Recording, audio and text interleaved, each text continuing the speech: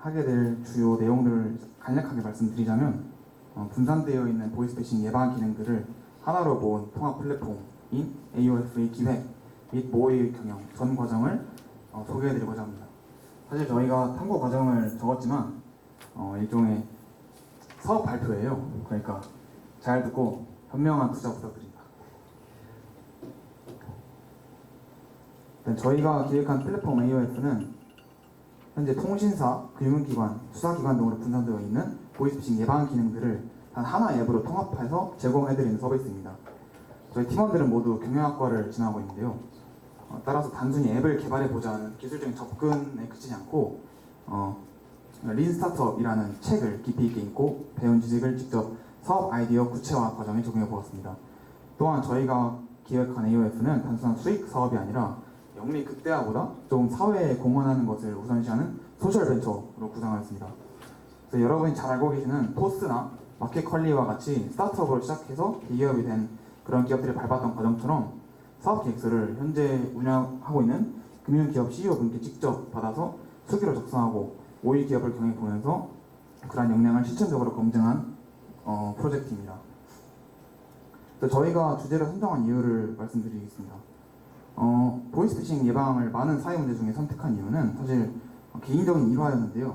간단하게 설명을 드리면 이제 저희 친척분이 이런 보이스피싱 사례를 직접 보이스피싱 당하셨는데 그 녹음 파일을 제가 들어봤습니다. 그런데 제가 지금까지 생각했던 보이스피싱은 뭐 TV로 보거나 매체로 봤던 것들은 조금 그렇게 심각하게 생각을 하지 않았는데 이걸 직접 귀로 들어보니까 그러한 것들이 그 말들이 되게 반인륜적이고 심각하더라고요. 그래서 이 보이스피싱 문제가 해결이 굉장히 시급하다는 것을 몸소 깨닫게 되었고요.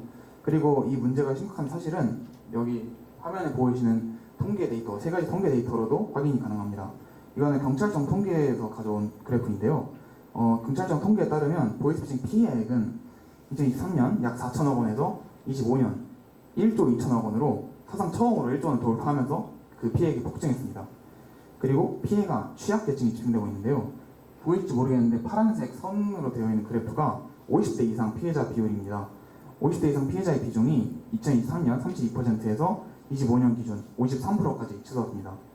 셋째, 기관사칭형 범죄가 약 4배나 늘어나면서 전체적인 범죄를 주도하고 있다고 볼 수 있습니다. 그래서 최근에 AI 기술이 발전하면서 그 딥보이스를 활용하는 기술은 범죄는 늘어나는데 기존 예방 수단들이 시민들이 실제로 활용하기가 어려워서 실용성이 떨어지는 현실을 보고 문제를 인식했습니다. 그래서 문제점을 조금 구체적으로 분석을 해봤습니다. 저희가 분석한 가장 큰 문제는 바로 예방 수단이 파편화되어 있다는 점입니다. 현재 의심스러운 전화를 받았을 때 발신 번호를 조회하려면 후수와 같은 통신사 앱을 켜야 하고요. 교육이나 그런 보이스피싱 관련 수법을 알고 싶다면 금감원이 진행하는 웹사이트에 들어갑니다. 또한 신고나 메뉴를 확인하려면 경찰청을 개별적으로 찾아다녀야 하는 수신자에게 있어서 굉장히 불리한 구조입니다. 당황스럽고 위급한 사기 상황에서 시민들이 이렇게 헤매는 것은 치명적인 시간 지연과 더 큰 금전적 피해를 발생시킵니다. 그러니까 예방 정보와 인프라는 이미 존재를 하고 있지만 그 수신자에게 높은 접근 장벽 때문에 실제로 그 활용률이 떨어진다는 것을 발견한 것입니다. 이러한 문제를 풀기 위해서 저희는 애쉬 모리아의 린 스타트업이 제시하는 핵심 실행 원칙을 적극적으로 도입했습니다. 책에서는 그 방대한 사업 계획 쓰기 이전에 사업의 핵심 뼈대를 한 장으로 압축하는 린 캔버스를 활용을 조언합니다. 저희도 이 원칙에 따라 사업 계획서를 빠르게 문서화했습니다. 먼저 1단계인데요. 아까 말씀드렸던 개인적인 경험으로부터 최초의 사업 아이디어를 구상하였고 곧바로 그 팀원들과 사업 계획서를 작성하기 시작했습니다. 이후에 저희가 작성한 사업 계획서 안에서 가장 위험한 가정이 무엇인지 인식을 하고 데이터와 실험을 통해서 체계적으로 검증을 한 뒤 서비스 배포, 피드백, 개선의 과정을 여러 차례 반복하는 보이시는 것처럼 5개의 프로세스를 저희 프로젝트의 뼈대로 잡았습니다. 그래서 이 원칙이 가장 빛을 발했던 순간이 바로 이 피벗, 사업 방향 전환 과정인데요. 저희가 초기에 계획했던 것들은 여러 가지를 통합하는 플랫폼이 아니고 그냥 보이스피싱을 모의 체험할 수 있는 단일 기능 앱이었습니다. 왜냐하면 저희가 직접 보이스피싱을 당해봐야 이거에 대한 경각심을 가지게 된다는 걸 알았기 때문이죠. 하지만 단일 기능만으로 현재 존재하는 다양한 공공기관 서비스와 시장 경쟁이 가능할까라는 생각을 두고 검증을 해보았는데요. 현재 있는 시장을 면밀하게 분석해보고 경쟁사의 서비스를 조사해본 결과 이 단일 앱은 기존의 페페나 문제를 여전히 해결하지 못하고 반복시킬 뿐이라는 한계를 알게 되었습니다. 저희는 그래서 바로 방향 전환, 피벗해서 필수 예방 기능을 하나로 묶은, 그러니까 올인원 통합 플랫폼으로 수정 전략을 수정했습니다. 이후에 저희는 그 린 스타트업의 창시자 에릭 리스가 제시한 이 Build, Measure, Run 구조를 그 실행 방법으로 시작을 했는데요.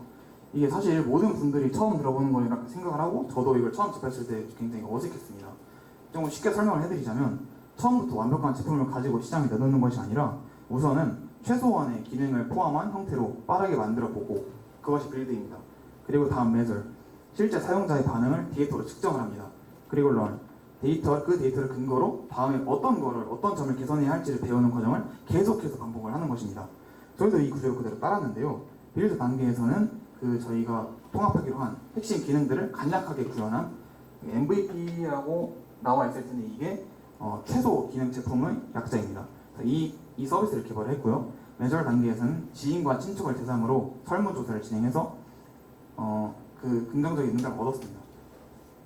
그리고 런 단계에서는 이 데이터를 바탕으로 어떤 방향성으로 가지고 고도화를 해야 할지 결정했습니다. 그렇게 노출된 저희 AOF 팀이 최종적인 문제와 해결 중간 정리입니다.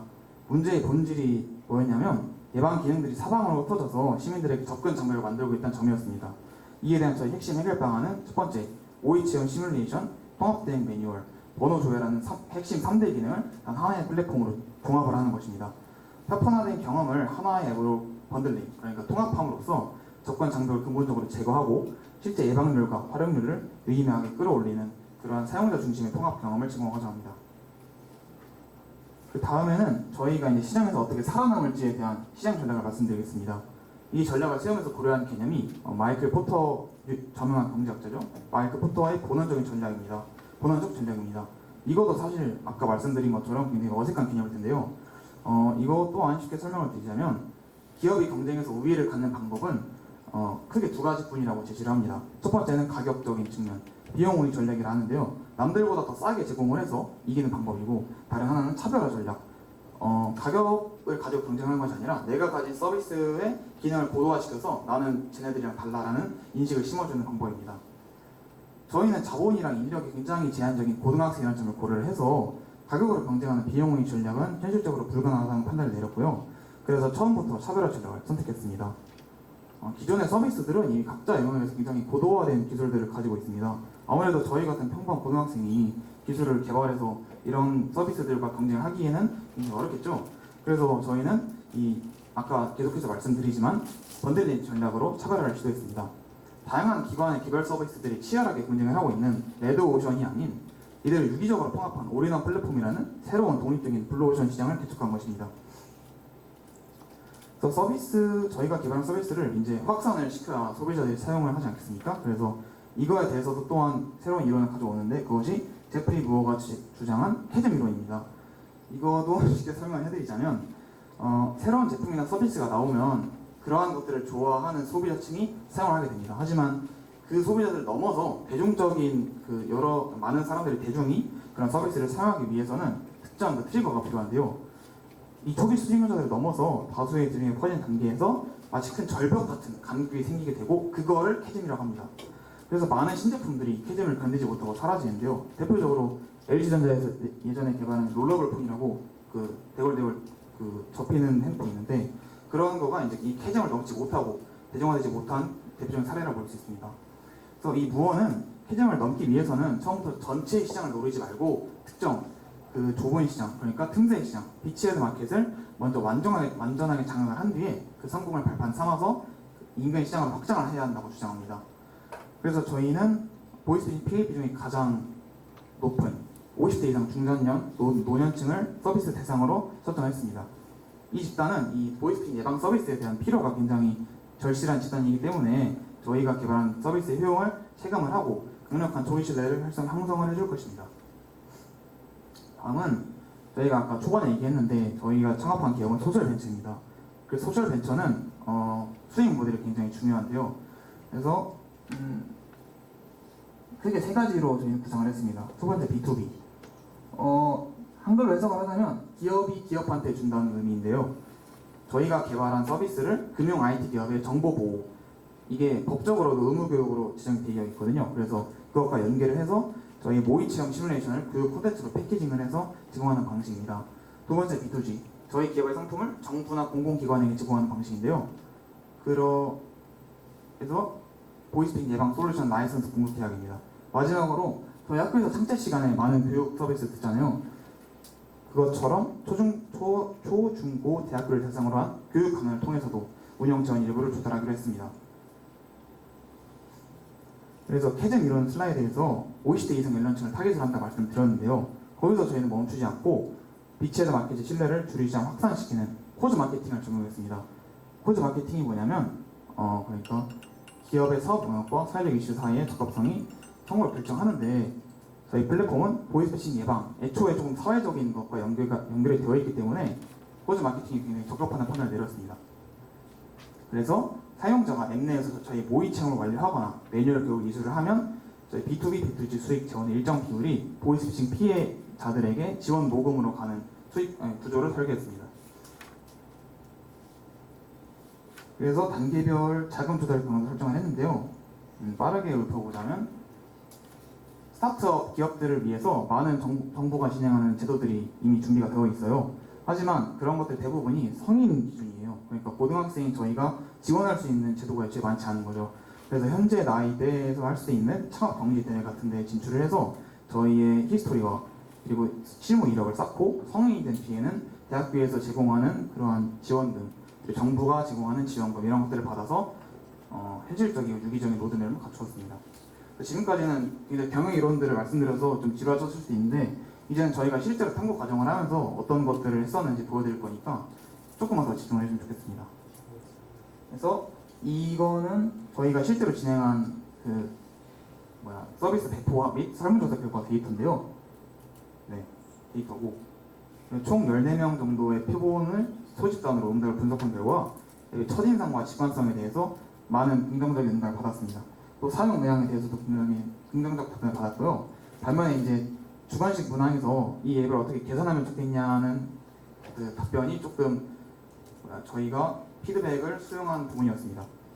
그래서 정성적인 피드백을 확보를 했고요. 그래서 개선 전략을 도출을 했습니다. 어떻게 이제 그 피드백 바탕으로 수용을 해서 이 앱을 개선시켜 나갈까? 린스타트업에서는 데이터를 보고, 그러니까 설문적 데이터를 보고 기존 계획을 폐기할지 아니면 조금 더 기능을 고도화할지를 결정해야 합니다. 저희가 처음부터 구상한 방향이 굉장히 확고하기 때문에 저희는 폐기를 하는 것 대신 기능을 정교화시키는 지속 전략을 선택했는데요. 요구 사항에 맞춰서 사전 알람 및 자동 통화 장치 기능을 추가하고 주요 타깃 60대 이상을 위한 시각적 디자인 개선, 그리고 긴급 버튼 설명 강화 등 피드백을 즉각적으로 반영하는 고도화 작업을 추진했습니다. 피드백을 살짝 언급을 해드리자면 크게 4가지인데요. 첫 번째, 두 번째, 세 번째가 조금 같은 결이라서 묶어놨습니다. 그래서 그리고 4번째 피드백은 서든 예방 기능 강화였습니다. 기존 화면에는 위급 상황이 발생한 이후에 대응하는 데 초점이 맞춰져 있었다면 개선된 화면에는 보시는 것처럼 그냥 실시간으로 그 상대방의 목소리를 분석을 해서 이게 얼마나 보이스피싱에 가까운지를 분석해주는 임의의 프로토타입 느낌의 서비스를 개발을 했습니다. 그래서 사고가 난 뒤에 대응하는 것을 넘어서 사고 자체를 미연에 방지를 하는 방향으로 한 걸음 더 나아간 개선이었습니다. 저희는 이 AOP 서비스를 최소 기능 제품 형태로 배포를 한 뒤에 표본으로부터 1차적인 피드백을 받았고요. 이를 수용해서 반영을 한 뒤 여러 차례 수정을 거쳐서 2차 재배포를 앞두고 있습니다. 그래서 이 앱 기능들을 빠르게 설명을 드릴게요. 일단 투자자 여러분들 이론 잘 들으셨죠? 그래서 한 가지